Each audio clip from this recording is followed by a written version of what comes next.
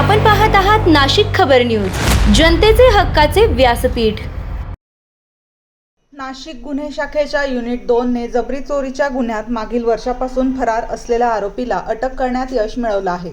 जळगाव जिल्ह्यातील मुक्ताईनगर पोलीस ठाण्यात दाखल असलेल्या गंभीर गुन्ह्यातील हा आरोपी तब्बल वर्षभरापासून पोलिसांना हवा होता।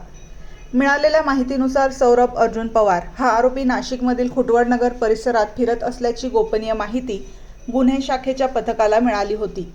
त्यानंतर पोलिसांनी सापळा रचून तीर्थ एंटरप्राइजेस परिसरातून आरोपीला ताब्यात घेतलं। चौकशी दरम्यान आरोपीने मुक्ताईनगर पोलीस ठाण्यात दाखल असलेल्या जबरी चोरीच्या गुन्ह्यात सहभाग असल्याची कबुली दिली। आरोपी सौरभ अर्जुन पवार, त्रिमूर्ती चौक परिसर, नाशिक याला पुढील कारवाईसाठी मुक्ताईनगर पोलिसांच्या ताब्यात देण्यात आला आहे। ही कारवाई पोलीस आयुक्त संदीप कर्णिक, पोलीस उपायुक्त किरणकुमार चव्हाण आणि सहाय्यक पोलीस आयुक्त संदीप मिटके यांच्या मार्गदर्शनाखाली करण्यात आली।